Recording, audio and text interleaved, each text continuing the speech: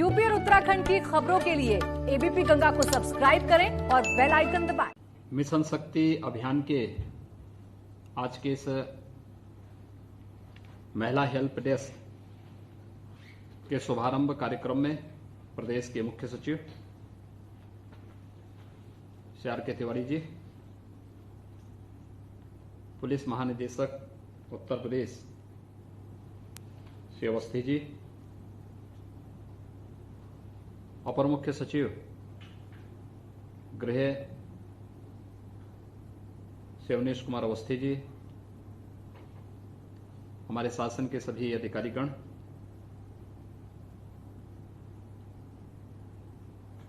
मेरे साथ जुड़े हुए सभी माननीय जनप्रतिनिधिगण, माननीय सांसद, माननीय विधायकगण, फील्ड में तैनात हमारे सभी प्रशासन और पुलिस के अधिकारीगण, विभिन्न संस्थाओं और संगठनों से जुड़े हुए पदाधिकारीगण, मिशन शक्ति अभियान में आज के इस क्रम में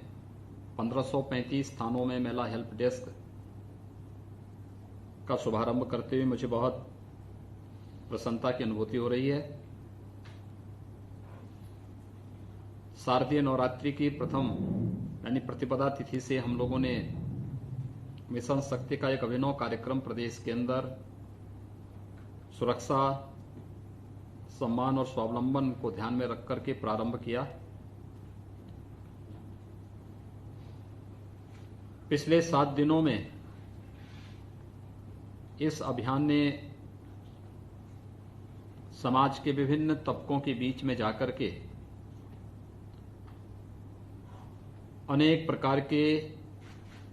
नए कार्यक्रमों का शुभारंभ तो किया ही, साथ साथ समाज से जुड़ी भी तमाम समस्याओं को नजदीक से जानने,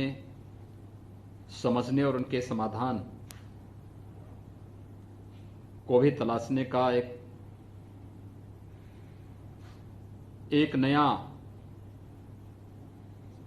मंच प्रस्तुत करने का प्रयास भी किया है। प्रदेश के 1535 थानों में महिलाओं की समस्या का पूरी संवेदनशीलता के साथ समाधान निकल सके, इस उद्देश्य से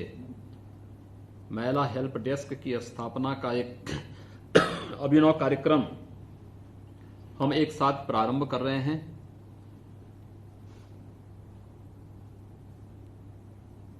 यह एक अभियान है। प्रथम चरण में हमने जागरूकता के कार्यक्रम को अपने हाथों में लिया है।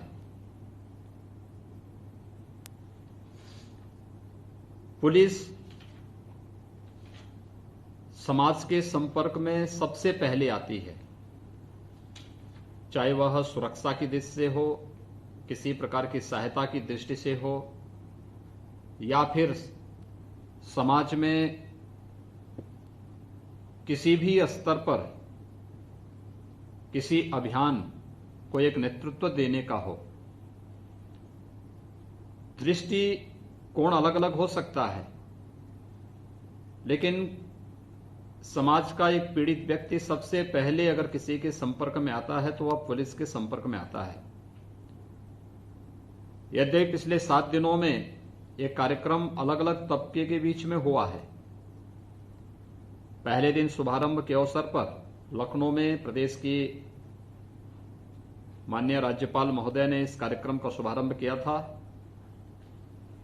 और मुझे स्वयं प्रदेश के एक आकांक्षात्मक जनपद बलरामपुर से इस कार्यक्रम का शुभारंभ करने का अवसर प्राप्त हुआ था। अगले दिन चुने गए जनप्रतिनिधियों के माध्यम से इस कार्यक्रम को आगे बढ़ाने के क्रम में प्रदेश के हजारों चुने गई जनप्रतिनिधियों के साथ सीधे संवाद का भी एक अवसर मुझे प्राप्त हुआ था। अलग अलग दिन अलग अलग प्रकार के कार्यक्रम पिछले 7 दिनों से निरंतर चल रहे हैं और आज 7वें दिन 1535 स्थानों में महिला हेल्प डेस्क का इस शुभारंभ होना मिशन शक्ति के कार्यक्रम को एक नई ऊंचाइयों तक पहुंचाने जैसा है। अलग अलग रेंज या जोन मुख्यालय में, यद्यपि मेरी इच्छा थी कि प्रत्येक रेंज और जोन स्तर पर जो हमारे अधिकारीगण बैठे हैं, अलग अलग संगठन और संस्थाओं से जुड़े हुए, जो भी वहां पर विभिन्न महिलाओं के सशक्तिकरण या उनके सम्मान के लिए कार्य करने वाली विभिन्न संगठनों की पदाधिकारी वहां मौजूद हैं, उनके साथ एक सीधे संवाद हमारा बने। लेकिन समय की बाध्यता उनके लिए भी, मेरे लिए भी, दोनों के लिए है, और इसलिए इस लक्ष्मण रेखा का पालन करते हुए मैंने कुछ जगहों पर जो संवाद बनाया है, आपने देखा होगा जिस भी स्तर पर बातचीत हुई है, चाहे वह पुलिस अधिकारी हो या महिला स्वयंसेवी संगठन या किसी संस्था से या किसी संगठन से जुड़ी हुई महिला पदाधिकारी, उन्होंने कुछ नयापन जरूर दिया है। एक नयापन प्रत्येक के विचार में आया है, और हम सब मानते हैं विचार कभी मरते नहीं हैं, वह शाश्वत है। तो उस शाश्वतता को बनाए रखने की दृष्टि से यह संवाद बहुत महत्वपूर्ण है, और इस महत्वपूर्ण अभियान को इसी कड़ी के रूप में हम लोगों ने यहां पर आज प्रारंभ किया है। देखिए, पिछले एक सप्ताह के अंदर मैं व्यापक चेंज देख रहा हूं। जैसी दृष्टि होती है वैसे ही सृष्टि भी दिखने लगती है। जब समाज में वैक्यूम होगा, एक शून्यता होगी, तो शून्यता को भरने के लिए अगर सकारात्मक या सृजनात्मक शक्तियां आगे नहीं आएंगी, तो नकारात्मक और विध्वंसात्मक शक्तियां उसको भरपाई करने का प्रयास करेंगी। हम लोग नवरात्रि में शक्ति की अधिष्ठात्री देवी मां भगवती की पूजा और अनुष्ठान इसलिए करते हैं जिससे सृजनात्मक शक्तियों के माध्यम से समाज में एक सकारात्मक ऊर्जा का संचार कर सकें। और संचार, शक्ति का संचार करने के क्रम में ये सारे अनुष्ठान, पूजा और अन्य विभिन्न प्रकार के रचनात्मक कार्यक्रम चलते हैं। मैंने पिछले 7 दिनों के अंदर देखा है कि जो लोग तिल को ताड़ बना करके समाज को, देश को, नारी गरिमा को किसी न किसी रूप में अपमानित करने का कार्य करते थे, वे स्वयं कटघरे में खड़े होते हुए दिखाई दे रहे हैं।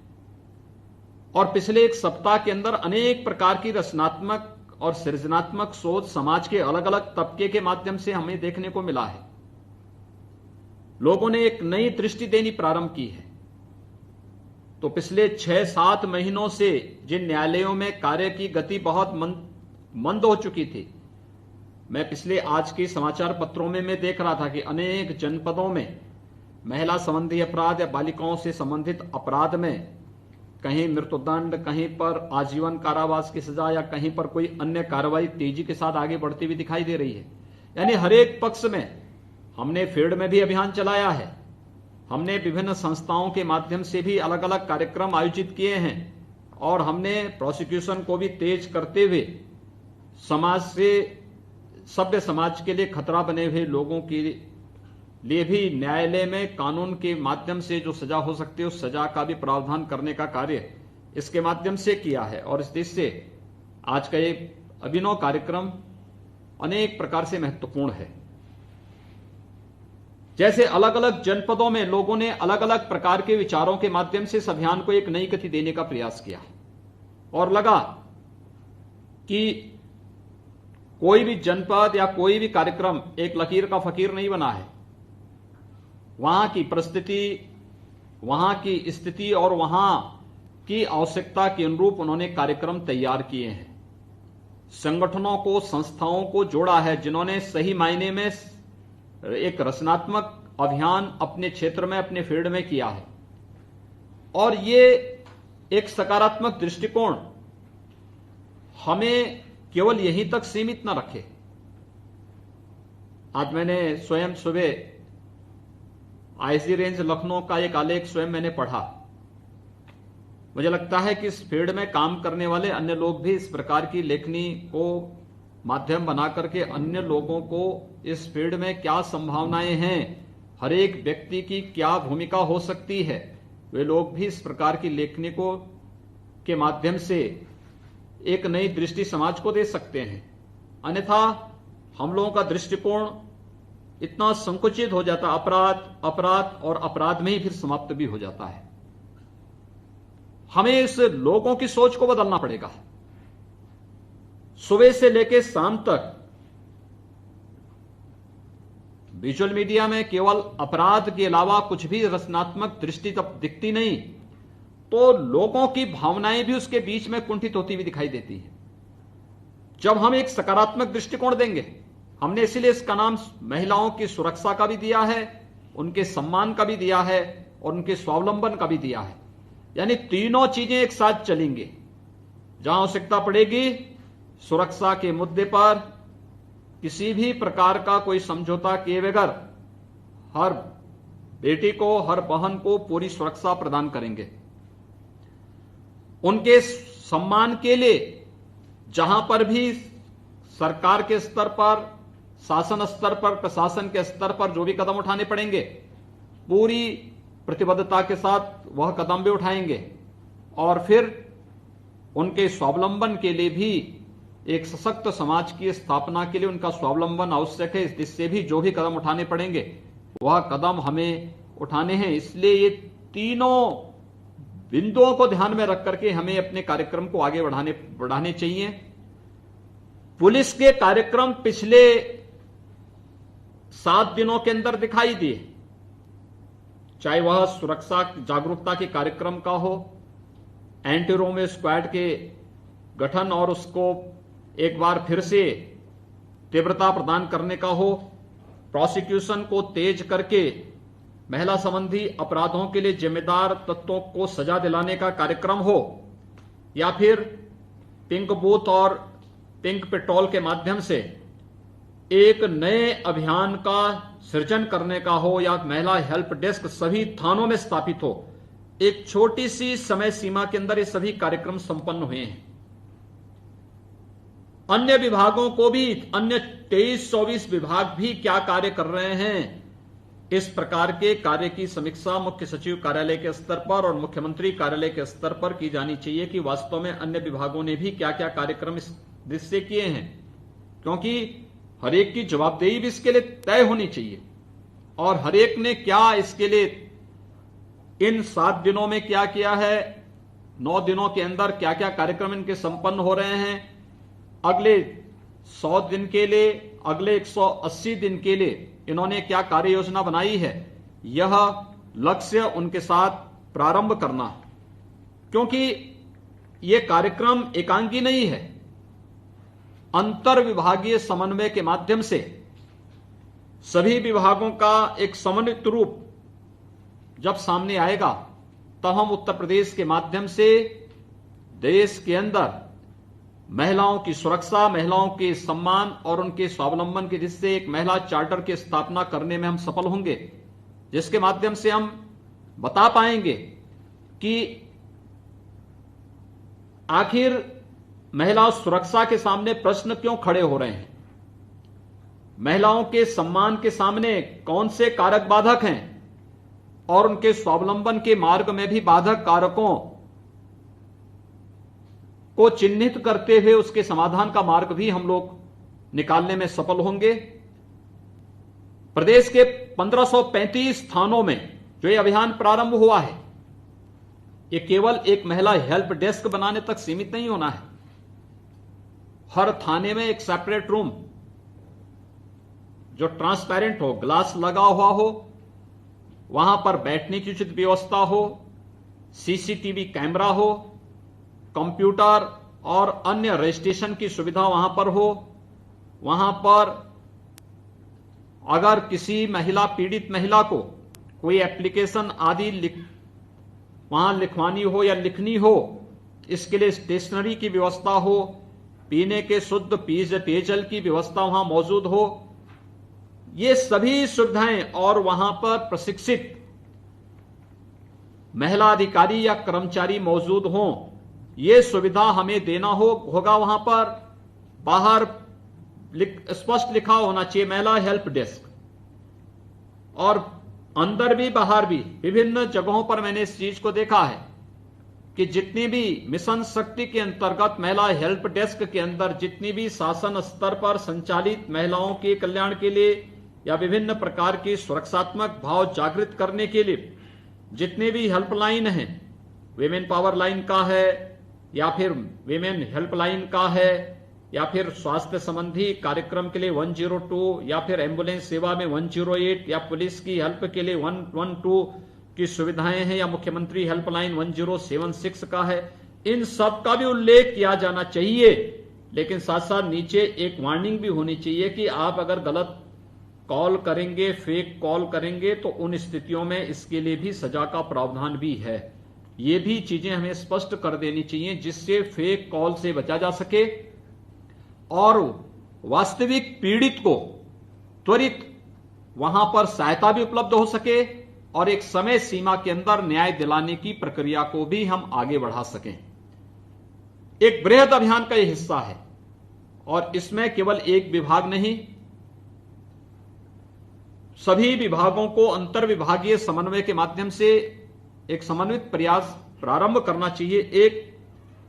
दूसरा हमारा प्रयास होना चाहिए कि इस कार्यक्रम को हम जन सहभागिता के माध्यम से सफलता की नई ऊंचाइयों तक पहुंचाएं। कोई भी कार्यक्रम तब तक सफल नहीं हो सकता जब तक कि वह केवल शासकीय आयोजन रहता है, वह एक औपचारिकता हो जाती है। हमें इसे औपचारिकता नहीं बनने देना है, जन सहभागिता। और मुझे प्रसन्नता है 1535 स्थानों में आज समाज की विभिन्न जागरूक महिलाओं ने अलग अलग तरीके से इस कार्यक्रम को वहां पर सफल बनाने में अपना योगदान दिया है। हमारे जनप्रतिनिधिगण हैं, माननीय सांसद, माननीय विधायकगण तो इस कार्यक्रम के साथ जुड़े ही हैं, लेकिन समाज में अलग अलग तबके के लोगों का भी योगदान है, उन जनप्रतिनिधियों का भी योगदान है। कोई ग्राम प्रधान है, कोई क्षेत्र पंचायत की प्रमुख हैं, कोई जिला पंचायत के अध्यक्ष हैं, कोई मेयर है, कोई चेयरमैन है, कोई पार्षद है, कोई किसी अच्छे महिला कल्याण के लिए समर्पित स्वयंसेवी समूह का संचालन कर रही है, कोई चिकित्सक है, कोई अधिवक्ता है, कोई समाज में अलग अलग तबके के अंदर अलग अलग तरीके से उनका कुछ ना कुछ कंट्रीब्यूशन है। वे सभी लोग आज इन थानों में, इस सभी 1535 थानों में महिला हेल्प डेस्क के उद्घाटन कार्यक्रम के साथ स्वयं जुड़ रही हैं। मुझे विश्वास है कि महिलाओं की सुरक्षा और सम्मान के लिए जो प्रश्न खड़े हो रहे हैं, ये हम अपने सकारात्मक और सृजनात्मक सोच के माध्यम से इन सब के प्रश्न चिन्हों को समाप्त करते हुए हम समाज में एक व्यापक सुरक्षा का और सम्मान का भाव जागृत करने में सफल होंगे। मुझे विश्वास है कि अन्य विभाग भी इस अभियान को तेजी के साथ आगे बढ़ाने और मिशन शक्ति के कार्यक्रम को हम लोग विजयादशमी के बाद ऑपरेशन शक्ति के रूप में प्रभावी ढंग से आगे बढ़ाने में सफल होंगे। मैं एक बार फिर से आप सबके प्रति, खासतौर पर प्रदेश के पुलिस महानिदेशक, अपर मुख्य सचिव गृह, प्रदेश के अपर पुलिस महानिदेशक, कानून व्यवस्था समेत अन्य सभी अधिकारियों के प्रति और उस पूरी टीम के प्रति जिन्होंने पहले दिन से इस कार्यक्रम को पूरी मजबूती के साथ आगे बढ़ाने में रुचि ली और आज ये सफलतापूर्वक आगे बढ़ रहा है, मैं उन सबको हृदय से धन्यवाद देते हुए सभी माननीय जनप्रतिनिधियों को,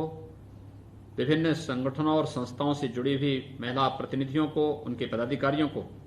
हृदय से धन्यवाद देता हूं और विश्वास व्यक्त करता हूं कि मिशन शक्ति का यह कार्यक्रम